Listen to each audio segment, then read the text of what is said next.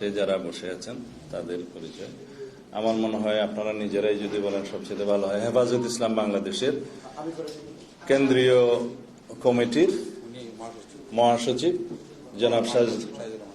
হ্যাঁ, আপনি নিজেই বলেন, পরিচয় করে দেন, আপনি পরিচয় করে দেন। আসসালামু আলাইকুম ওয়া রাহমাতুল্লাহ। প্রিয় সাংবাদিক ভাইরা, আমাদের আজকের ব্রিফিং উপস্থিত আছেন বিএনপি জাতীয় স্থায়ী কমিটির সদস্য সাবেক মন্ত্রী জনাব সালাউদ্দিন আহমদ। ওনার বাম পাশে আছেন হেফাজত ইসলাম বাংলাদেশের মহাসচিব হযরত মাওলানা সাজিদুর রহমান। ওনার বাম পাশে আছেন হেফাজত ইসলাম বাংলাদেশের নায়েব আমির ডক্টর আহমদ আব্দুল কাদের। আমার বাম পাশে আছেন হেফাজত ইসলাম বাংলাদেশের কেন্দ্রীয় অর্থ সম্পাদক মাওলানা মুফতি মনির হোসেন কাসিমি। জনাব সালাউদ্দিন সাহেবের ডান পাশে আছেন হেফাজত ইসলাম বাংলাদেশের সিনিয়র যুগ্ম মহাসচিব মাওলানা জুনাইদুল হাবিব। ওনার ডান পাশে আছেন হেফাজত ইসলাম বাংলাদেশের নায়েব আমির মাওলানা মহিউদ্দিন রব্বানী। ওনার ডান পাশে আছেন হেফাজত ইসলাম বাংলাদেশের নায়েব আমির মাওলানা বাহাউদ্দিন জাকারিয়া। ওনার ডান পাশে আছেন হেফাজত ইসলাম বাংলাদেশের যুগ্ম মহাসচিব মাওলানা জালালউদ্দিন আহমদ। আমি যুগ্ম মহাসচিব মাওলানা আজিজুল হক ইসলাম। ধন্যবাদ। প্রিয় সাংবাদিক বন্ধুগণ,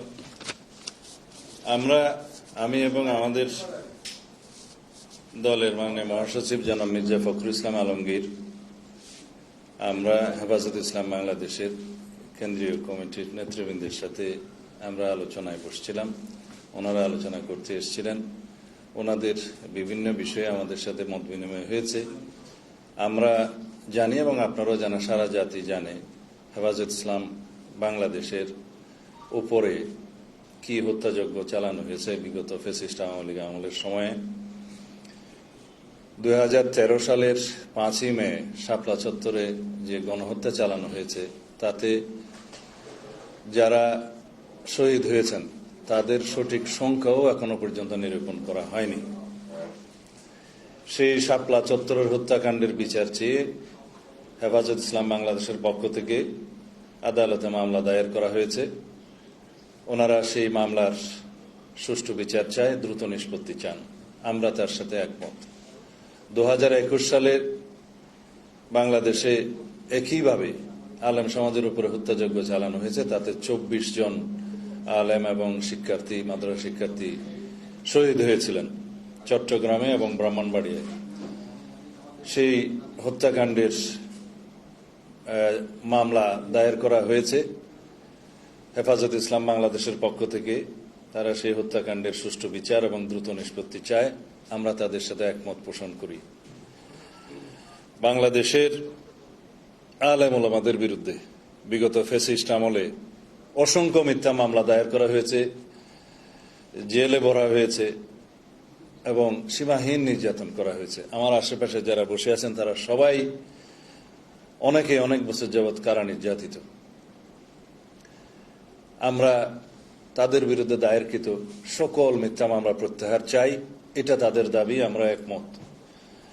আমরা সরকারের কাছে আহ্বান জানাবো দ্রুততম সময়ের মধ্যে তাদের বিরুদ্ধে দায়েরকৃত সকল মিথ্যা মামলা প্রত্যাহার করতে হবে।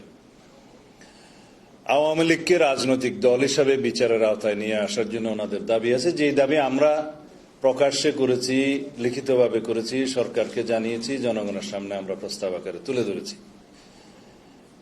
তারা সেই দাবি আমাদের কাছে পুনরায় উত্থাপন করেছেন। আমরা চাই আওয়ামী লীগকে গণহত্যার দায়ে, মানবতা বিরোধী অপরাধের দায়ে বিচারের আওতায় আনা হোক। সেজন্য প্রয়োজনে সংবিধানের 47 অনুচ্ছেদ অনুযায়ী আইন করা যায়, আইন সংশোধন করা যায়। বিচারিক প্রক্রিয়ার মধ্য দিয়ে যদি আওয়ামী লীগের রাজনৈতিক ভাগ্য নির্ধারিত হয়, সেটাই দেশের জনগণ মেনে নেবে। আর আন্তর্জাতিক অপরাধ ট্রাইব্যুনালের যাদের বিরুদ্ধে গণহত্যা এবং মানবতা বিরোধী অপরাধের জন্য মামলা দায়ের করা হয়েছে, ফ্যাসিস্ট শেখ হাসিনা সহ তার মন্ত্রী, এমপি এবং তার দোসরদের বিরুদ্ধে, সেই মামলাগুলোর কোনো দৃশ্যমান অগ্রগতি এখনো পর্যন্ত আমাদের সামনে নেই এবং জাতি অত্যন্ত প্রত্যাশা করে, সমগ্র জাতি উদ্গ্রীব যে এই মামলাগুলো যেন দ্রুত নিষ্পত্তি হয়। সেই জন্য আমরা প্রস্তাব করছি আন্তর্জাতিক অপরাধ ট্রাইব্যুনালের সংখ্যা বৃদ্ধি করা হোক, আন্তর্জাতিক অপরাধ ট্রাইব্যুনালের জনবল এবং লজিস্টিক সাপোর্ট বৃদ্ধি করা হোক, প্রসিকিউশন টিম, তদন্ত টিম এবং অন্যান্য সাপোর্ট বৃদ্ধি করা হোক। প্রয়োজনে বিভাগীয় পর্যায়ে ট্রাইব্যুনাল স্থাপন করা যায় কিনা সেটা পরীক্ষা করে দেখা যেতে পারে। এই প্রস্তাব আমরা রাখছি, ওনারা একমত। আর সবচাইতে গুরুত্বপূর্ণ, আমরা যেমন সংস্কার চাই, আমরা বিচার চাই, কিন্তু গণতান্ত্রিক প্রক্রিয়ায় উত্তরণের বিষয়টি আমরা সর্বাগ্রে বিবেচনা করতে চাই। ডিসেম্বরের মধ্যে জাতীয় সংসদ নির্বাচনের জন্য মাননীয় প্রধান উপদেষ্টা আমাদেরকে আশ্বস্ত করেছিলেন, জাতির সামনে অনেকবার বলেছেন। কিন্তু প্রায় সময় দেখা যাচ্ছে কিছুদিন পর পর ডিসেম্বর থেকে জুনে, জুনের থেকে ডিসেম্বরে এরকম একটা শিফটিং দেখা যাচ্ছে এবং বিভিন্ন মহল থেকে নির্বাচন বিলম্বিত করারও বিভিন্ন রকমের পায়তারা আমরা লক্ষ্য করছি। আমাদের জোরালো দাবি, মাননীয় প্রধান উপদেষ্টা অতি অবশ্যই খুব দ্রুত নির্বাচনের রোডম্যাপ দিবেন, যাতে ডিসেম্বরের মধ্যে জাতীয় সংসদ নির্বাচন অনুষ্ঠান করা যায়। সেই দাবির সাথে ওনারা একমত হয়েছেন এবং সেই জন্য তারা হেফাজত ইসলাম বাংলাদেশ এবং তার অন্তর্ভুক্ত রাজনৈতিক দলসমূহের পক্ষ থেকে তারা যথাযথ কর্মসূচি প্রণয়ন করবেন কিনা ওনারা এটা চিন্তা করে দেখবেন। আজকে এই পর্যন্তই আমাদের সাথে ওনাদের আলোচনা হয়েছে, মত বিনিময় হয়েছে। আমরা আশা করি আপনারা আমাদের মেসেজগুলো বুঝতে পেরেছেন। ধন্যবাদ।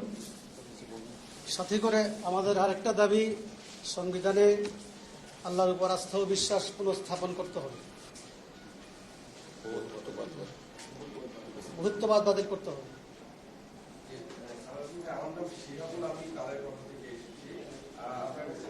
জানতে চাই যে সম্প্রতি ভারতে সম্পত্তি বিল সংশোধন করেছে দেশের পার্লামেন্ট, সেখানে আমাদের দেশের এখানেও আলেম ওলামারা আছেন।